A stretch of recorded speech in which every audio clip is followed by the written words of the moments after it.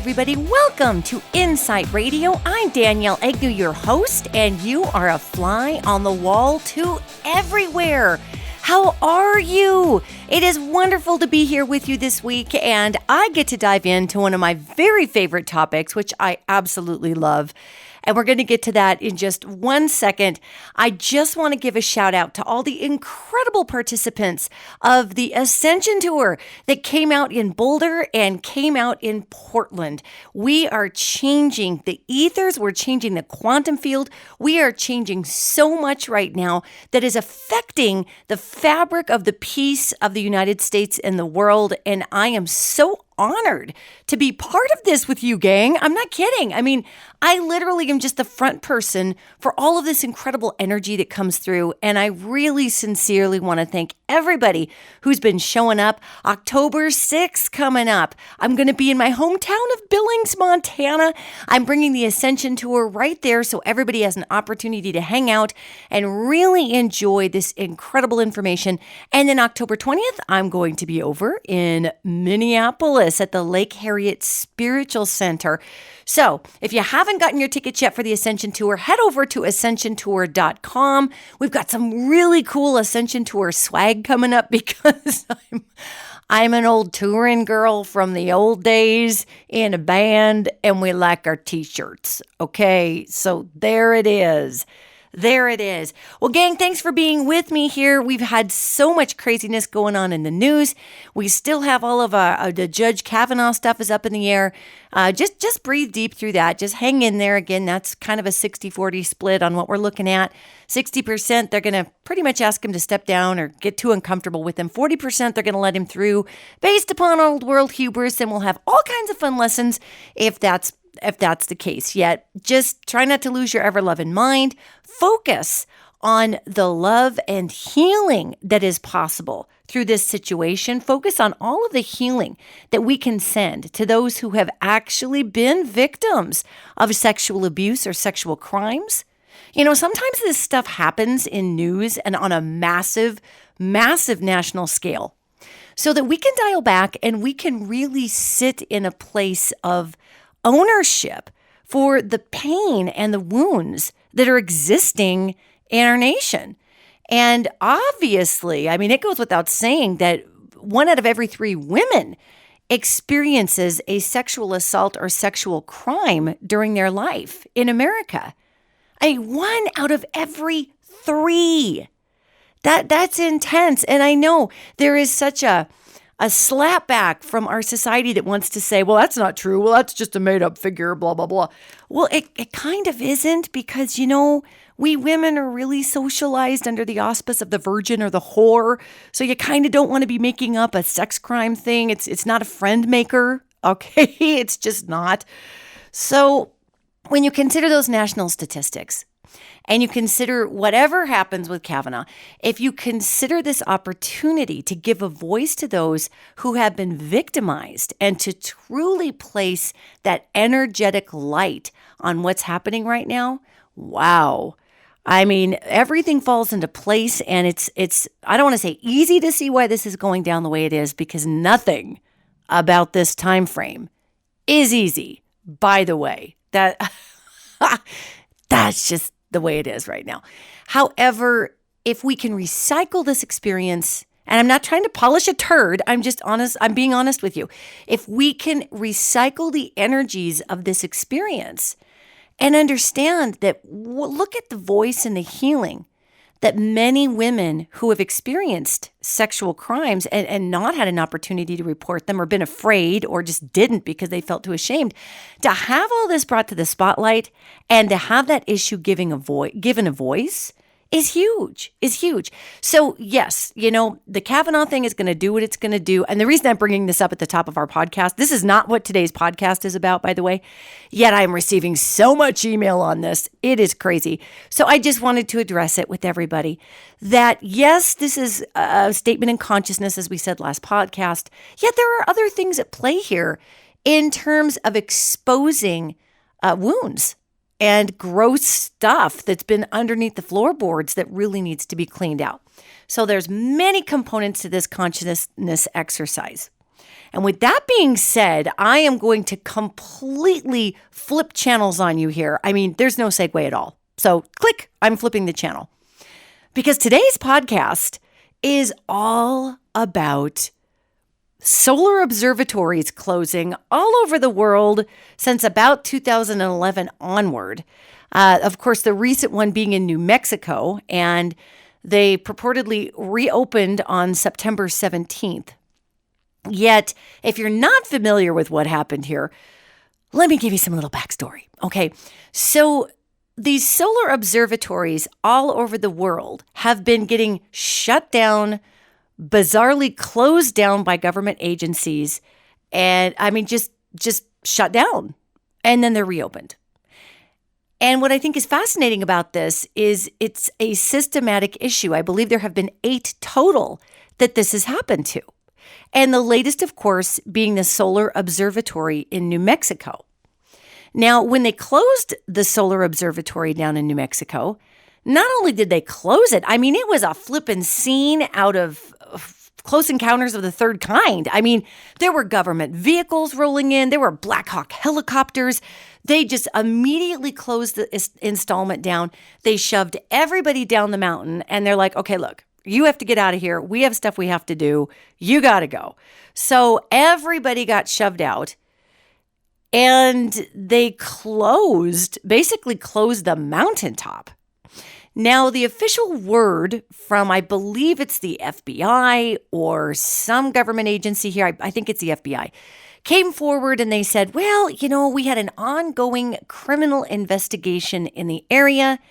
And for the safety of everybody involved, we just closed the observatory down and got everybody off the mountain.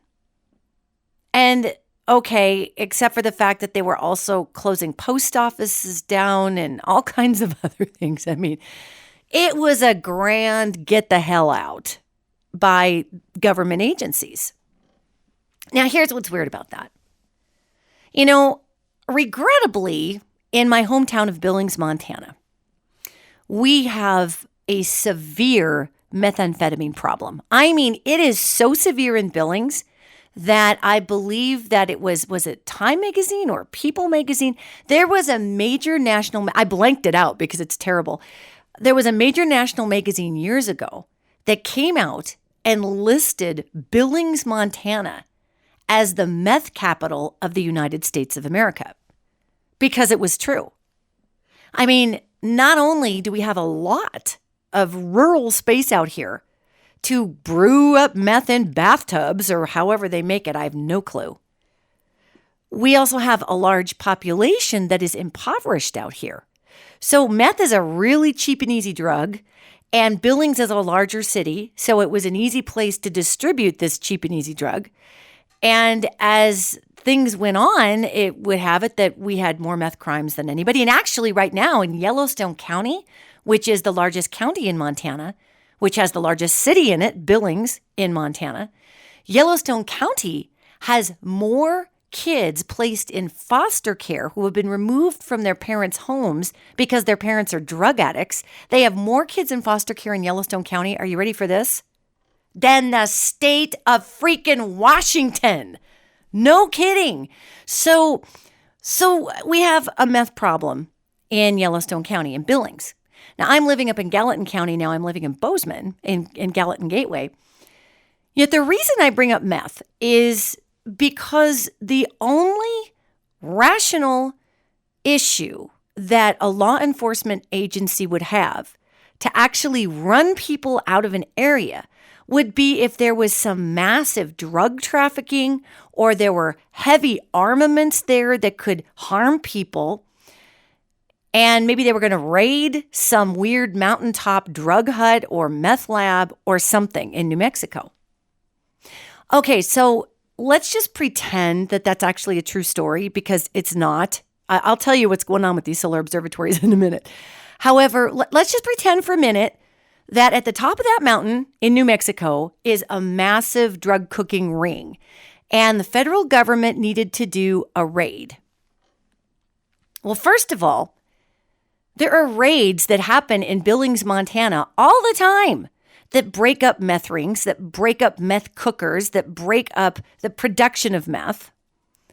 And they don't evacuate the city of Billings. Are you kidding me? I mean, they might throw 14 very large black vehicles around a block on the south side of Billings, but nobody's getting evacuated out of Billings because there's a meth issue. I mean, that's just not even happening. Okay? Let's go to Detroit, where a lot of drugs are manufactured.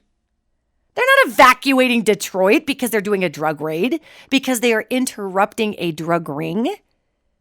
So now they never said it was drugs either. That's the other thing. I'm just creating a reason why the government would be there and evacuate a post office as well as an actual solar observatory.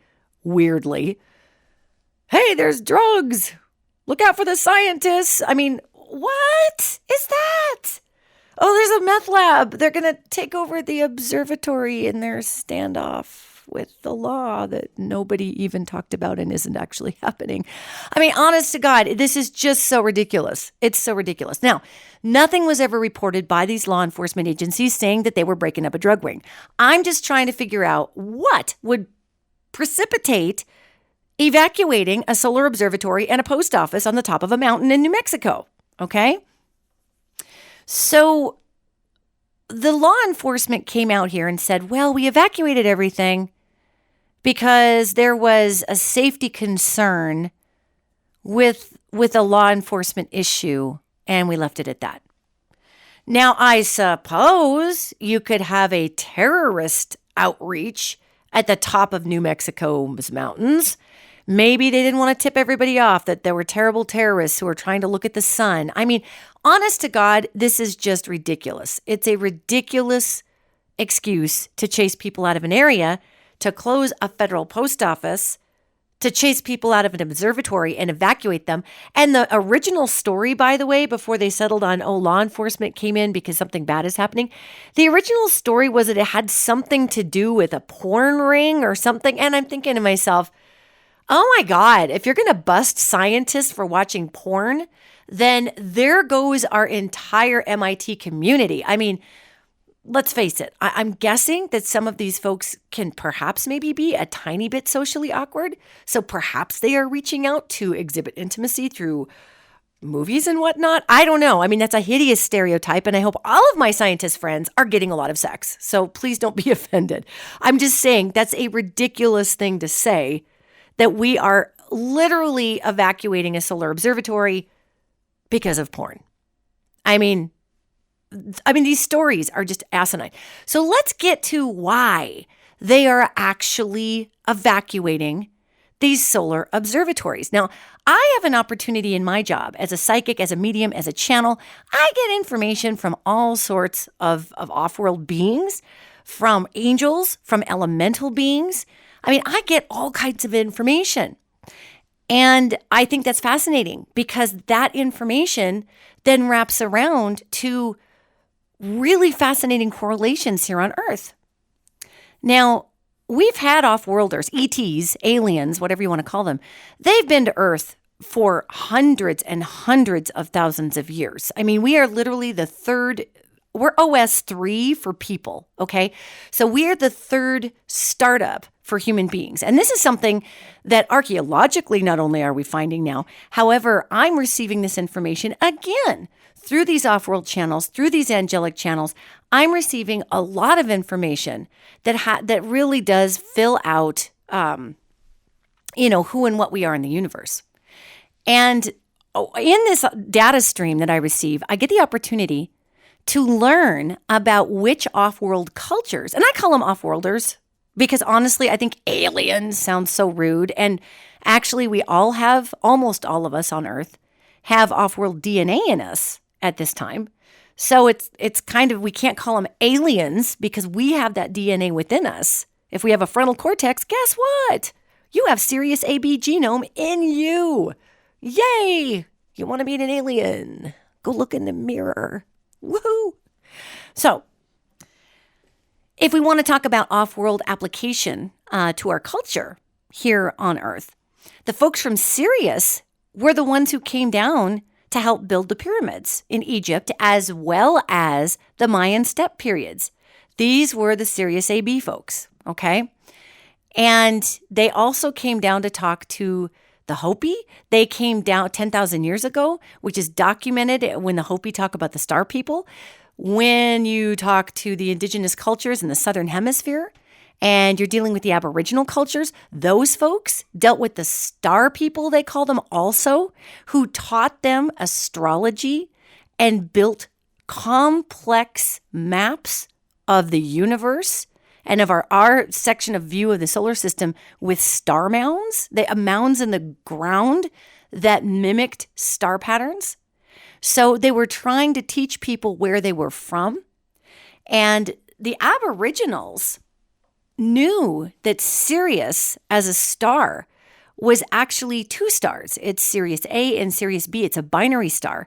And those two stars wingding around each other really, really quickly. They are circling each other very quickly. Well, we didn't actually know that. We whitey-tighties, we Western Europeans, we didn't know that until the 1930s, when we developed a telescope that could actually see that Sirius AB was a binary star. However, for thousands of years, the Aboriginals knew that Sirius AB was two stars because the star people who came from there told them. Okay? So what does this have to do with solar observatories? Well, when we're talking about off-world craft and how they get here, as much as I love me a good George Jetson story, as much as I love me George Jetson just putting around and his little, remember that little sound? I used to love that as a kid. I would watch the Jetsons just to hear George Jetson's car go. I mean, that was fabulous. So when we think about aliens, ETs, off-worlders, moving through space, typically we think of the put through space. We think of our combustion engines pushing fuel and creating thrust, and we're thinking how long that takes to get from point A to point B. Yeah, that pretty much only works if you're an Earth being. I mean, no other, it's hilarious. No other off-world culture uses fossil fuel. Well, actually, it's not fossil fuel that fuels space rockets. It's all kinds of gases. However, we're the only one that uses fire. How's that? Flame to actually move a rocket. These other huge travelers, these incredibly advanced life forms out there, they have different technologies and they literally travel through folds in space. They're temporal travelers. So they travel where space buckles. And wherever space buckles, they can actually poke a spaceship through it. And the physics that are involved in this are pretty complicated. And I'm not a physicist, although obviously you guys, duh, right? Hey, did you know I'm not a physicist? I know, right? Don't fall off your chair. I'm not a physicist, yet the work that I do as a channel really leads me to a lot of scientific study, because half of what these beings are talking about is shooting so far over the top of my head that I've got to catch up just a little tiny bit in understanding the physics of how this is possible. Now, what I think is so fascinating that when we're dealing with physics as human beings, we are just so, oh my God, I kind of think we have a little bit of hubris and arrogance as a species, because we believe that if we haven't discovered it yet, that it doesn't exist. And I do love the tenet of science, actually, that until you can prove it, let's just not be saying it's out there, okay? It really does help keep the science of science very pure in many ways. And I know that frustrates a lot of forward-thinking scientists, because in order for us to expand science, we do have to use our imagination. I mean, as Einstein said, imagination is more important than knowledge. And it's true, it is. It's more important than knowledge. Because if we can imagine it, that's manifestation. That's affecting the quantum field. If we can imagine it, we can create it. And so really, what came first? The physics that make it possible to create it, or the imagined thought that creates it first in the quantum field, and the physics then follow.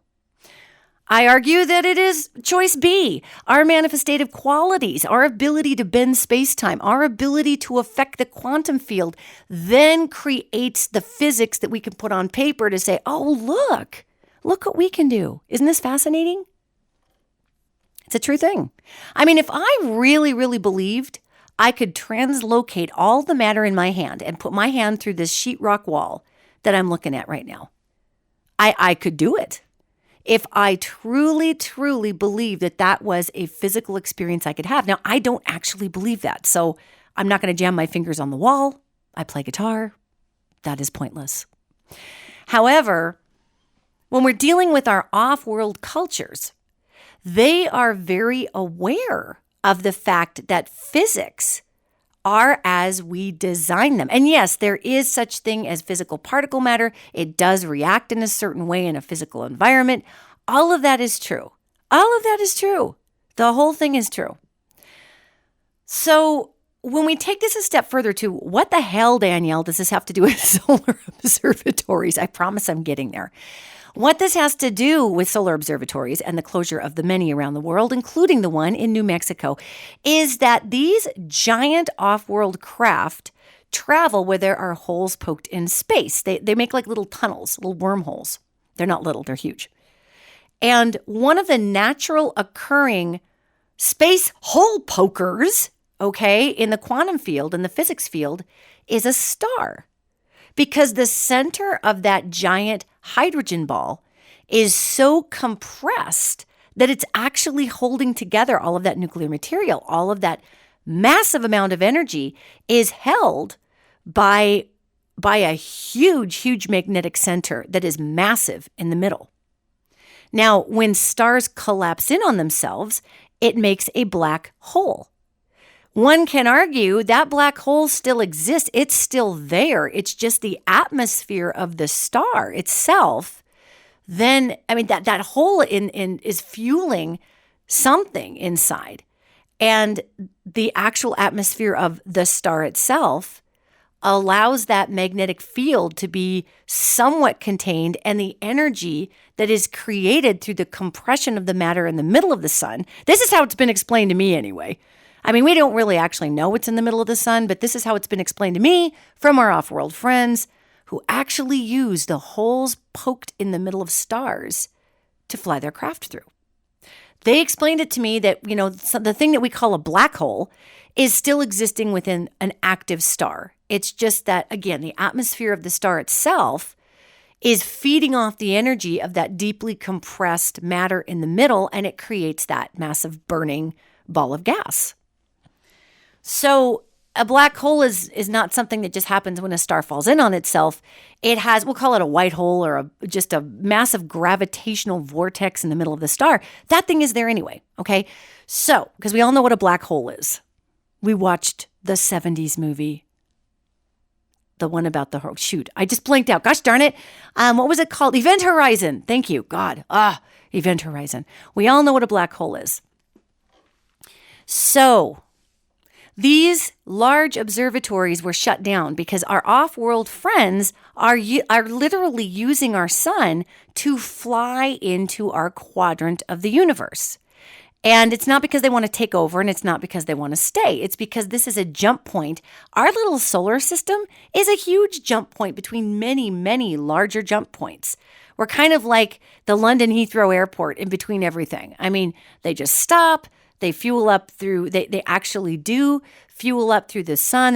There's these crazy hokey YouTube videos that are like, oh my God, are aliens draining our sun? They're not draining our sun. That's a ton of kinetic energy. That's a ton of nuclear energy over there. And they go through the sun, they absorb that energy for their particular fuel that they use, and they go wherever else they're going to go. They're not draining the sun. The sun is a natural occurring phenomenon that feeds itself. It's eventually going to die over billions of years. But one ET craft isn't going to drain it. 20 ET craft aren't going to drain it. So we've been observing craft coming through the center of the sun for quite a long time. There's this wonderful little lady on Facebook. And actually, I'm not even going to say her name because I think that a lot of people are hitting her page right now and making life hell for her, and I feel bad. Yet she has taken some pictures of the sun, and I don't know if she's got some kind of a telescope or what she takes them through. And some of the pictures that she's posted online, she's claiming that she's got pictures of spaceships coming through the center of the sun. Now, in fairness to science and to the paranormal community, some of the pictures that she's taking, she's got photos of lens flares. They're these circular discs that occur out of light refracting and basically bouncing off of the inside of lenses on cameras. And the only reason I know that is my wife is a professional photographer of 25 years.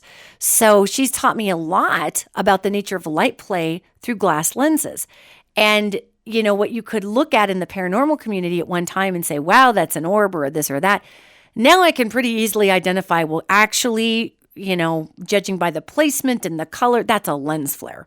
So some of these ladies' pictures online are lens flares. And some of them are just flares of light that are coming off the sun that look like little splatters. And it's how her camera is picking it up. However, she did get some pretty great photographs of actual giant round craft sitting right by the sun. And you kind of have to weed through the ones that are lens flares with weird flicks sticking out and, to actually get to the few that you look at, and it is not a lens flare. I mean, you clearly see shapes, windows, other levels of, I guess you could call them decks. I mean, literally, it's not like, oh, gee, I have no idea what that is. I mean, it literally is easily identifiable as a round craft, and no lens flare in the world is going to make itself look like that. Well, the other side of the coin here is that I do a lot of work. I don't want to say I do work identifying off-world craft, because that would indicate that I'm sitting here with a piece of paper and a marker and some Air Force person and saying, oh, by the way, let me identify that craft for you. So I don't want to misrepresent that. I know what they look like, though, because I deal with these off-worlders. And those humongous freaking ships that come out of the sun, they are hundreds of times the size of the Earth, these giant craft that come through the center of the sun. They are freakola-normous. And they are housing hundreds of thousands, if not millions, of beings on them. And these deep space, deep traveling craft, they are old. I mean, they've been around in our galactic cultures for, again, hundreds of thousands of years. Can I tell you why they build such great big craft and go out and putz around? I really can't. But they're humongous. I mean, why do we build cruise ships? Who knows? Maybe this is a cruise line. Maybe it's an intergalactic cruise line. Hey, go to Earth, see a coral reef before they're destroyed. Woohoo! Join Sirius ABs through the sun tours. I mean, who knows? Who knows why that's out there? Yet I do know that craft style comes from the Sirius AB region. And they are also the same humongous craft that we have had parked way high up in our atmosphere that are 12 to 14 miles across. Those craft are much smaller than the ones that are coming through the sun. I mean, the one that are coming through the sun would house several of these 12 and 14 foot across craft. What I'm talking about are the craft that have been up in the high atmosphere. And that atmosphere, those craft have been siphoning out geomagnetic energy from the Earth to help in our pole shift and help in the space that we're in the Milky Way, because our Earth has been wobbling through the high density gravity belt in the Milky Way. Really, we came out the other side of it fairly recently, but that was like an 8-year experience where the Earth was experiencing more gravity. And it was squishing the Earth like a Nerf ball, because the Earth wobbles through a dense bandwidth of gravity in the Milky Way. And the Earth is just kind of on a wiggle. About every 50 to 60,000 years, it goes through this high dense gravity belt. And during that high gravity time, that's when we had that horrible earthquake in Japan that moved Japan 9 miles west permanently. And the tsunami in 2011, that was right as we were right in the middle of the squishiest part of this gravity belt, and it literally was compressing the earth. So during that time, a lot of videos went up on YouTube that were saying, check it out. From like 2010 to about 2012, there were tons of videos on YouTube that said, weird sound heard over Russia or weird sound heard in Alaska. And people said, oh, it's the HAARP array, which is a ridiculous experiment in shooting high frequency sound waves into our plasma field in the ionosphere. That is ridiculous. And it does have adverse effects on the weather accidentally. However, when you hear those sounds and those YouTube videos, they sound like weird. It sounds like God is moving furniture meets a whale call. It's just like this grind with this kind of sound. I mean, I can't even reproduce it. It's weird. You got to watch it. So these weird sounds, I had people writing to me from all over the world saying, what is it? Is it the trumpet of Gabriel? Is the end of the world on us? And actually what it was these great big giant craft that I'm telling you about that are 12, 14 miles across. There were many of them stationed in somewhat of a grid pattern over the northern hemisphere and equidistant over the southern hemisphere. Weirdly, they weren't around the equator. And this is some kind of a balance or physics issue where I don't quite get it. Yet they were siphoning out geomagnetic pressure from the earth because the earth was getting compressed. And so think of letting air out of a tire. They were literally sucking geomagnetic energy up through expulsion points, fault lines, areas of like a volcano. I mean, those expulsion points. It was sucking out all of that energy to allow the earth not to be so volatile. And when you have that much electromagnetic energy shooting up through the sky, being sucked like a Hoover vacuum cleaner up through a fault line, say, to really make this super simple, and all of that energy cuts through the ionosphere. And the ionosphere is a physical net. It's got plasma up there. It's a real thing. So when you have all this EMF that's cutting through that, it creates friction. And that friction creates that sound that just echoes all through the sky. Okay? So who does that? Well, the Sirius AB folks do. Why did they do that? Because they use our planet for they use our planet for navigation big time.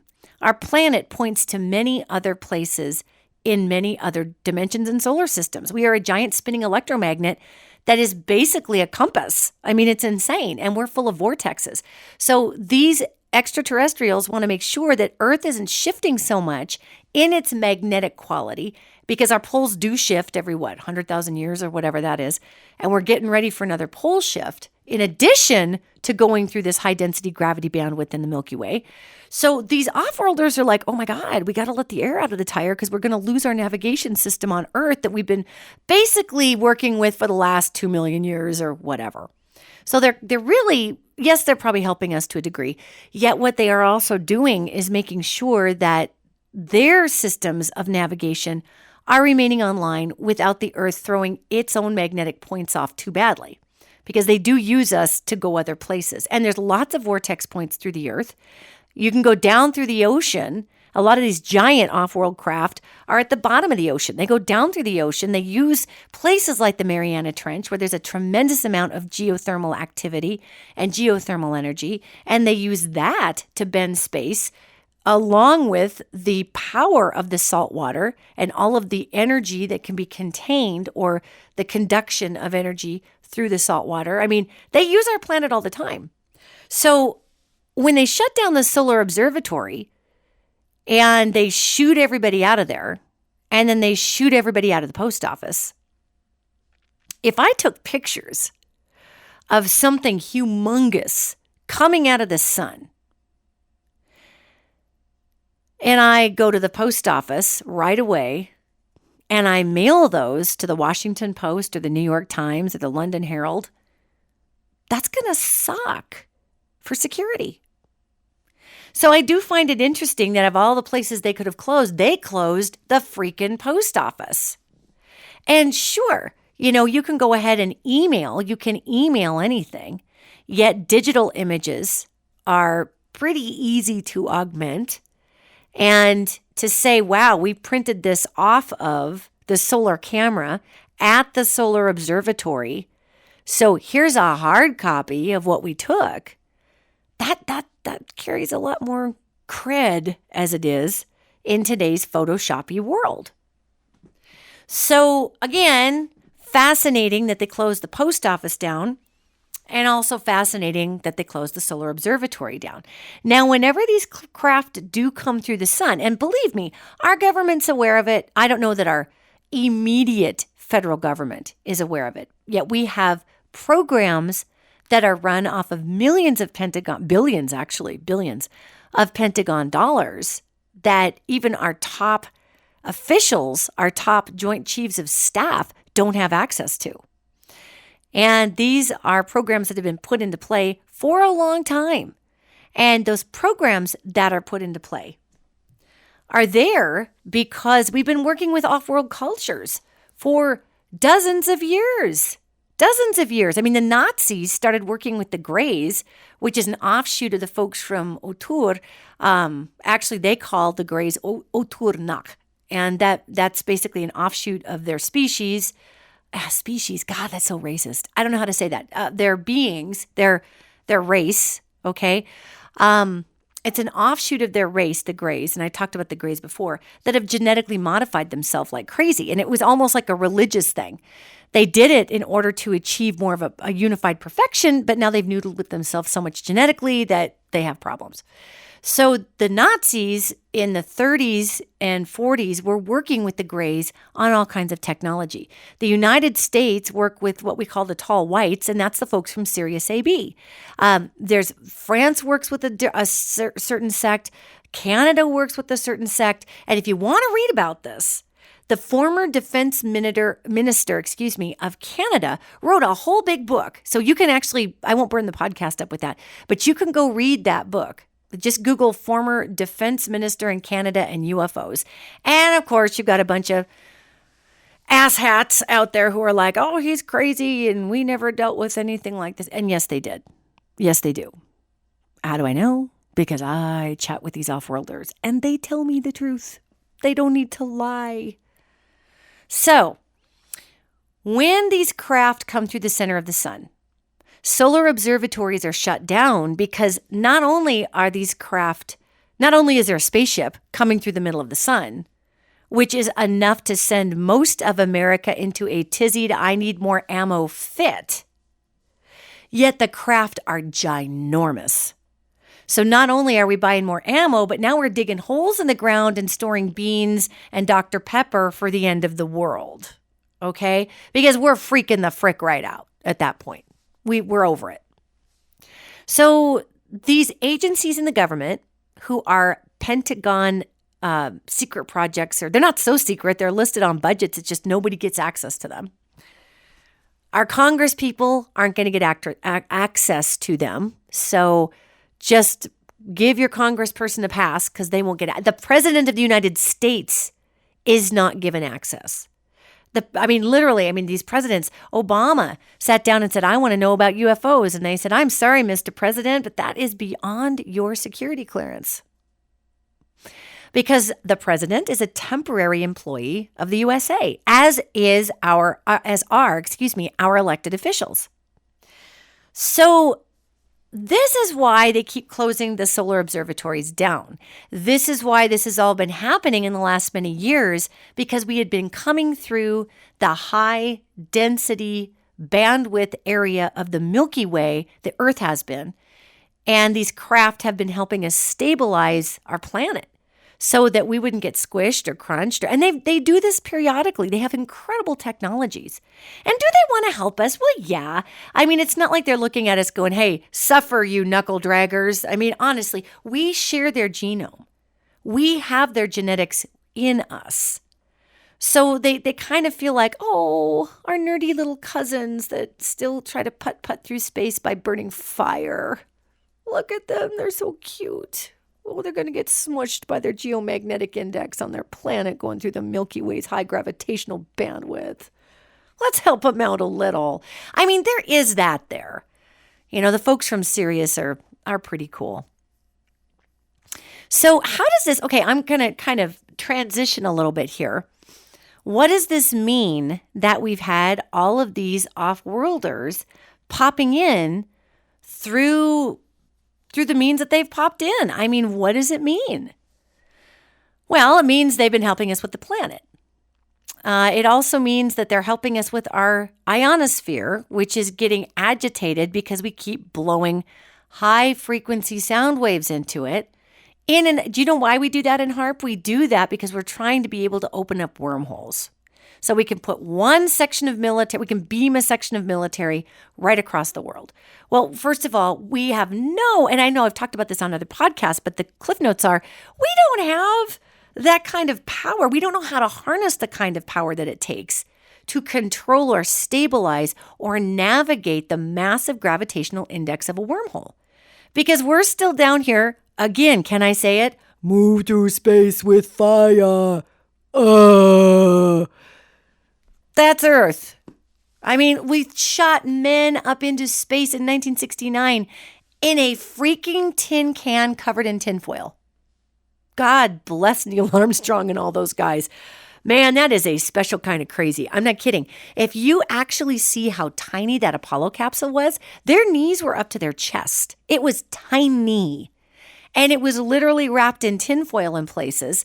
Tinfoil, that's how tinfoil was invented. So that it would be able to enter and get out into space and not weigh a ton.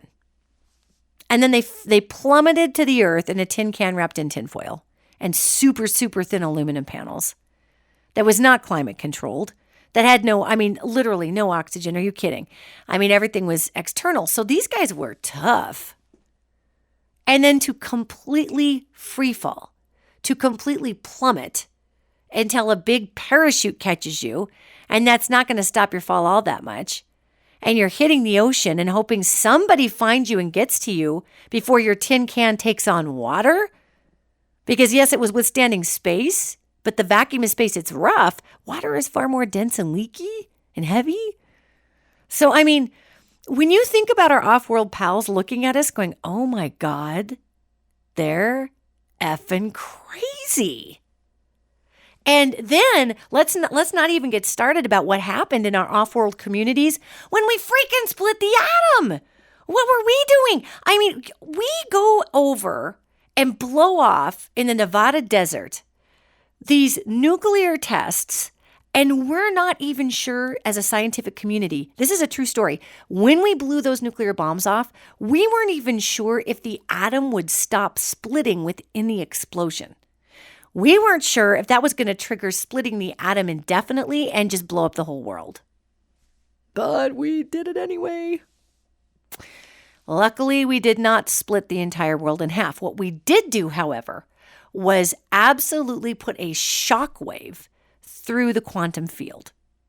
And when that happened, it notified our off-world family that we were trying that molecular deconstruction in order to create power. And so what I think is fascinating here is when I have heard it explained to me from the folks from Sirius, when that atom split, it literally sent a ripple through the physics and fabric of the quantum field. Because splitting atoms isn't the best idea. Okay? It's just not the best idea.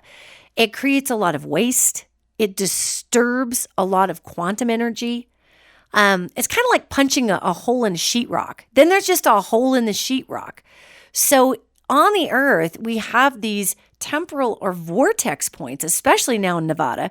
And in our tests, we have underground nuclear testing too, which that makes a lot of sense. Let's go underground in our planet in giant caverns and completely blow off nuclear activity and not affect the water or any of the life that's way in. I mean, oh my God, sometimes I wonder what is wrong with us as a species. I really do. I wonder, is it because we have so much off-world genome mixed in with the indigenous, beautiful, tribal mammals that are on this earth? I mean, we're territorial beings, yet we don't have the sense that God gave a chicken when it comes to being stewards of this planet. And that's our off-world genome going, well, terraform it, pull it apart, blow up nuclear weapons in the middle of it. Who cares? We can secure it. I mean, I swear to God, we're a fascinating species. And we are fascinating. And actually, we're pretty awesome. Yet we are also capable of really great destruction. And we don't know what we're doing on a quantum level with these physics when we split those atoms. So as soon as we split that atom, all of a sudden, everybody and their dog in the off-world community really started hitting the earth going, oh, what the hell? Who gave the knuckle draggers a gun? Who gave that to them? They're firing it everywhere. They're hitting everything. They have no idea what they're doing. They're just doing this to hear it go pop, pop, pop. And that's why we see a tremendous amount of our off-world friends, again, coming in from the Sirius AB star system, messing with their nuclear sites during the Cold War. Malmstrom Air Force Base, right in that 1962 arena, they were doing nuclear tests up there in Malmstrom Air Force Base in Montana. And sure as can be, as they were just firing off one of these fantastic missiles, all of a sudden out of nowhere, this orb pops in. Now, this missile is clocking through the sky at 5,000 miles an hour, okay? And this orb starts just going around, okay? So if you stick your finger out in front of you and then take your other finger and just circle your finger, okay? That's what this orb was doing to this missile that was going 5,000 miles an hour. So not only was the orb tracking the 5,000 miles an hour, it was going around the missile, and it literally disabled the missile, broke it in two pieces, and the missile just fell out of the sky. And what it did was it took the warhead off of the actual missile casement, and the whole thing fell out of the sky. And this left the Air Force at Malmstrom looking at this going, what in the hell was that? It just disabled our nuclear missile while in flight. And the other part of it was, not only did it take the missile apart, it disabled the warhead. It completely fried all the electronics that would make the warhead explode. Now, keeping in mind, when we blew up that nuclear bomb over Hiroshima in Japan, that hydrogen bomb, it was a hydrogen bomb. And it was devastating. And the blast radius, that iconic mushroom cloud that just strikes fear in the soul of every human being, because I don't care who you are. You look at that thing and you're like, wow, that's just wrong. Okay? It's just wrong that we can actually do that to other people. So that cloud was tens of thousands of feet tall. And the weird thing about a nuclear blast, gang, is not only does it blow outward, a bomb blows outward. And that blast range, just like if you blow over a house of cards, that breath goes through the house of cards and it leaves it there. A nuclear bomb is different because you're splitting those atoms. So it's literally creating a temporal event on the Earth that's slightly out of space-time with everything else. That's what a nuclear explosion is. It's its own star. Okay, we talked earlier about a star having a compressed center and it keeps that fireball around it like an atmosphere? All right, so you blow off the hydrogen bomb and it blows the cards over. But what a nuclear bomb does is it then sucks all the energy back up into it. So imagine blowing over a house of cards and then walking around the table and all those cards that are laying down, you blow really hard and flip them back up and flip them over. And all of that energy sucks back up into that huge mushroom cloud and it churns within it. And it just churns and churns and churns and churns and continues to scorch and continues to scorch. So that's why it just doesn't blow up and go away. I mean, it's continuing to combust within itself, just like a star with its own atmosphere. So when you disturb the quantum field that much, you bet your butt that we are shooting flares into the quantum field to our off-world cousins going, hi, guess what? We're rippling space-time. Whee! And they're looking at us going, oh my God. So the Hiroshima hydrogen bomb that was so devastating, that was so god-awful, just fear in the soul of your bones inspiring. That giant bomb is now the trigger for a Titan missile. It's a trigger for the warheads on a Titan missile. And the Titan missile has multiple warheads. So the Titan missile is carrying multiple hydrogen bombs to trigger the actual yield that those bombs have. So when our off-world friends were disabling missiles, those were more the Minuteman missiles or the first precursors of the Minuteman missiles. I'm not sure if they actually were the Minuteman, yet we had at one time 3,000 of those Minuteman missiles all over the Great Plains, in northern Montana, in the Dakotas, in northern Wyoming. 3,000 of these things that had a hydrogen bomb that was the trigger for the missile. And this was during the Cold War when, of course, Russia was banking them up too. And we've now pared down to a mere 300 apiece because we need 300 of these. Like one won't completely wreak god-awful jackrabbit hell on the earth. We need 300 that each have a trigger of a hydrogen bomb because the yield is so damn big that it won't go off otherwise. I mean, that's just insanity. So why do our off-world friends come through the sun? Well, they've been doing it for hundreds of thousands of years. They help our planet stabilize. They create vortex points that literally hold our planet in an incredible space, and they allow that planet to stabilize.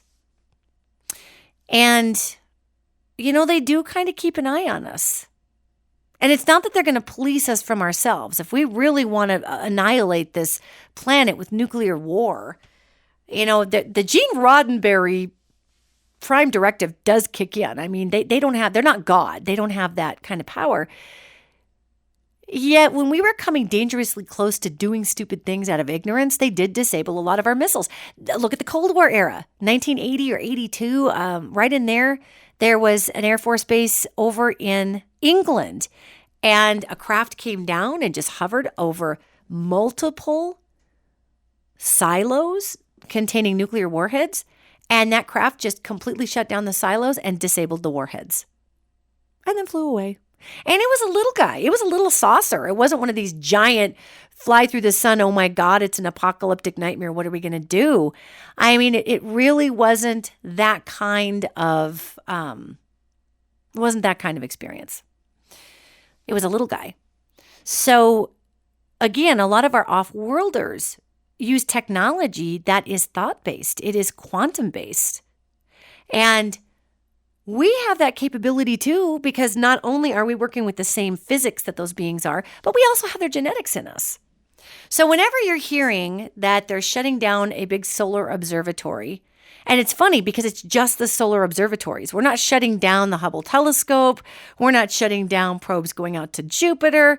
I mean, our off-worlders aren't out there. That's just kind of empty space, and we've got these planets. There are some off-worlders that hang out around the moons, and I believe it's Jupiter's moons. And that has to do with, again, the proximity. That big gas giant planet is another jump point for them. So they do come in and out of Jupiter as a gas giant, but our sun and Jupiter are sort of the two entry points into our particular solar system. So they have those Jupiter moon occupations here and there, which I think is so fascinating that Stanley Kubrick hit that up in 2001, A Space Odyssey. Way to go, dude. Way to read the ticker tape. That's pretty cool. There's so much about our universe that we just don't pay attention to or know about, or just don't want to know about.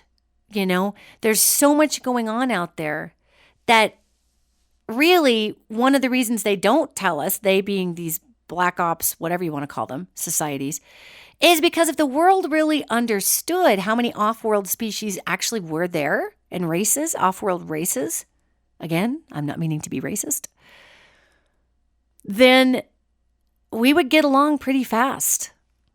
Nobody would care about borders. Nobody would care who was a Republican and a Democrat. It would all be about, oh my God, we got to save ourselves from the giant aliens coming to kill us. And the powers that be know that. That's why they keep us in the dark. Not because, and they're afraid of, chaos and riots. That's another thing. But even greater than that, after the riots cleared, after the chaos calmed down, people would start banding together. And then they would be looking at the government going, you can't protect us from this thing. So what good are you?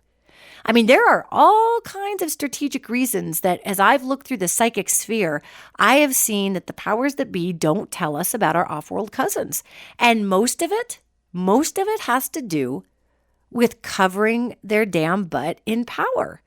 Yeah, honestly, some of it has to do with their fear that we would harm each other with panic. That's true. That is a true thing. So I want to give due credit where credit is due here. But a bigger part of that is them just going, oh, I don't know. They're going to band together and then we can't control them. They'll be really hard to control because it'll be them against the aliens. By the way, no aliens are going to invade us ever, ever, ever, ever, ever. That did happen one time. And you hear the lore of the Anunnaki and how they came and genetically altered the entire human race. They did not genetically alter the entire human race. They noodled with a few people in a few areas, and those genetic traits continued. So they didn't noodle with all of us. That was just a few people. And they only did that to create slaves. And yes, it's true that they were taking gold out of the earth, but they weren't taking gold because it was money. They were actually literally beaming gold through. They were sending people to dig it because they thought it was novel, but they didn't need to. They could have beamed it right through the soil, basically. And then they pull the gold apart for its components that they use in their fuel. So it's kind of like how we take oil up and then we refine the oil and we make gasoline out of it. This particular culture was harvesting the gold and it was breaking apart the gold for fuel. It wasn't money, it was fuel. So what I think is fascinating there is they actually, just because they could, subjugated groups of people and had them dig up the gold and do all kinds of crap like that just because it was funny. It was funny to make the monkeys work for you. And that race of beings are what we like to call in ufology reptilians. Those are the reptilians, they call them. And this is just a race of beings that looks like a frickin' slee stack, for lack of a better word. Remember the slee stacks from 1970s Land of the Lost?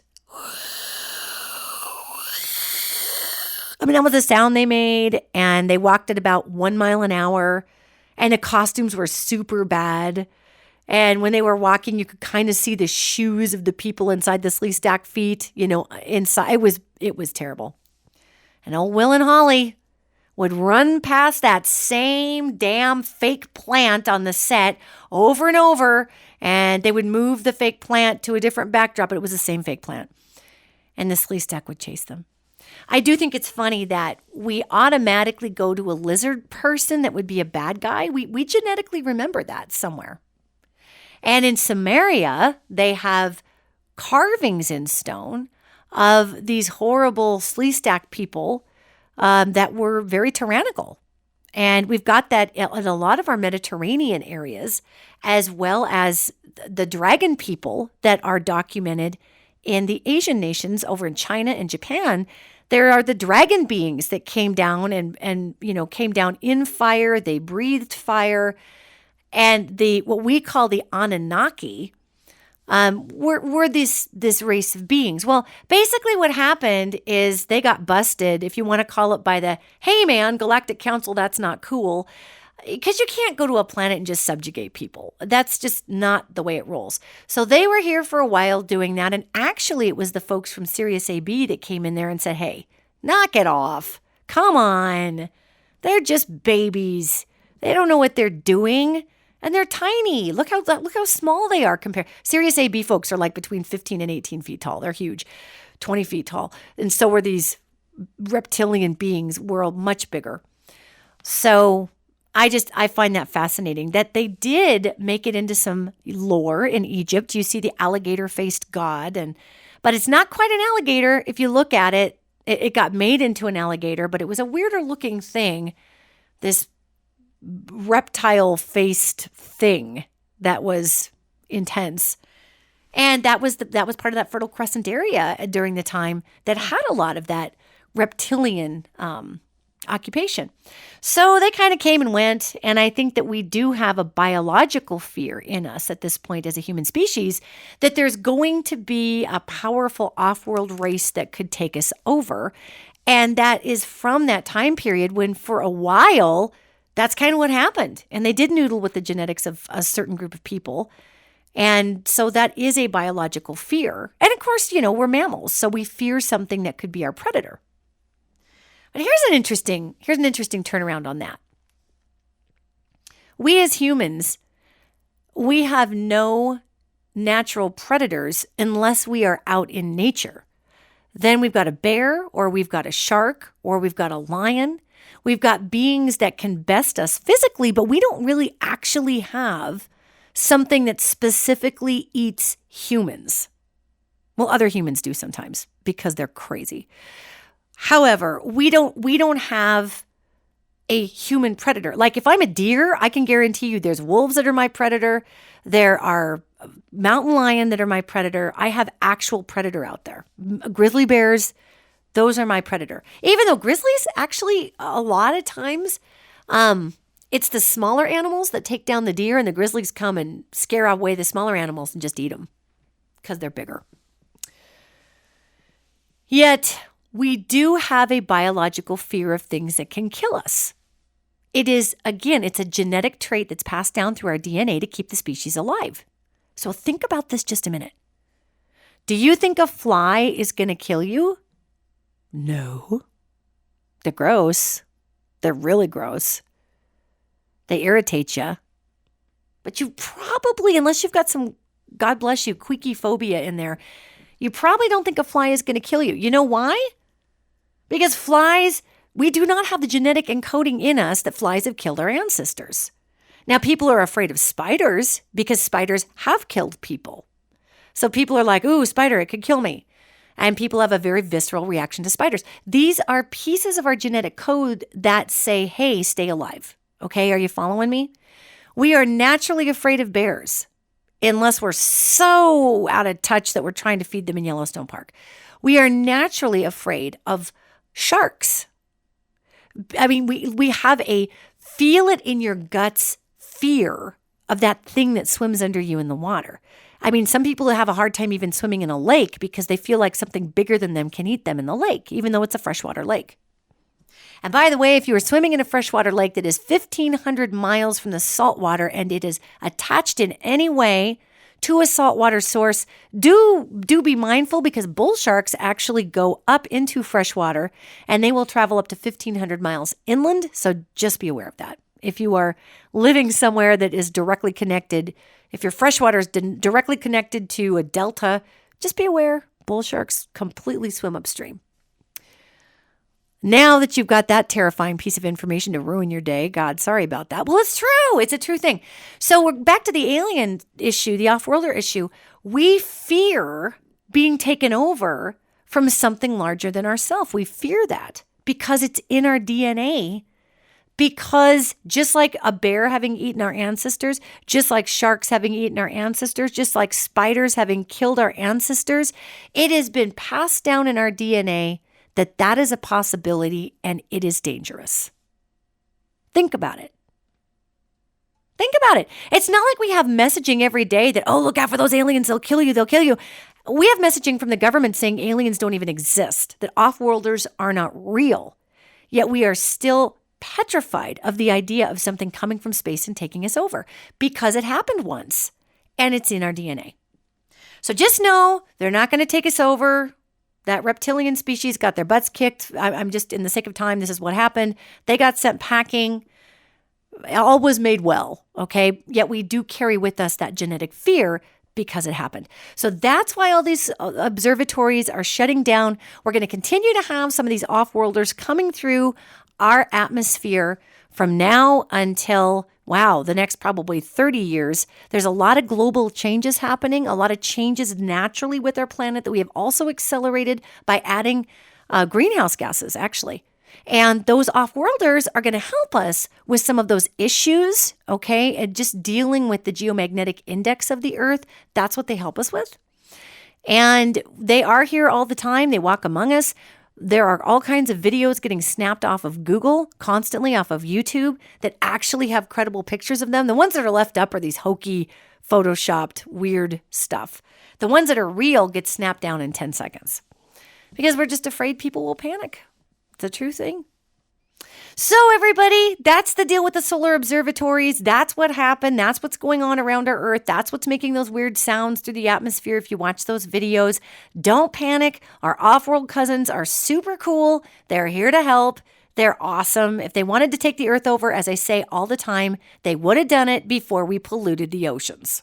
Okay? They would have done it before we ruined the property. So just know that. Gang, this has been so much fun. I love talking ETs. I love talking paranormal stuff. It's so much fun. And I'm spilling the beans on the fun opportunity that I have coming up in October, the very first part of October, before my Ascension Tour takes place in Billings, Montana. I'm being flown actually to Los Angeles. And a show, World's Greatest Mysteries, is having me on. It's a Travel Channel show, and I'm going to be talking about some crazy phenomenon. So this will be fun. As soon as we get done with the filming, I'll hopefully have more information on when those episodes will be up. I'm really looking forward to it, and it's going to be so much fun to contribute to Travel Channel's educational stuff with, why our vortexes are the way they are, what different phenomenon is. I'm just feeling so super excited about having the opportunity to do that for Travel Channel. Because I love this stuff, right? I love talking to you guys about why stuff happens. Because if we have more information, we don't get scared, right? I'm just saying, that's just kind of the way it rolls. So anyway, I will see you guys down the road. I will see all of you in Billings, Montana on September 6th who are in Billings, Montana. And then, of course, October 20th. Oh, my God. My assistant just looked at me like, what are you talking about? October 20th. I will see you in Minneapolis, and we get to talk about even more cool stuff. So go to ascensiontour.com, grab your tickets if you haven't already. We're also going to be in Columbus, Ohio, and Reno, Nevada after that. So if you're in those areas, get as many friends out as possible, because the more people we have coming, gang, the more we make a difference and a ripple in that quantum field. Just like splitting an atom, love and intention makes an incredible mark in the quantum field that continues to generate amazing energy. It's fascinating. We're planting the seeds of peace all over the place. So join us. Thank you for tuning in. I love all of you. Thanks for being part of this podcast. Thanks for being part of Team Light on the Earth. We've got so many exciting miracles coming, and you are part of it because you are the hands of creation. You are a living, walking miracle, and I'm honored to bring you these podcasts every week. Take care, everybody, and I will see you next week.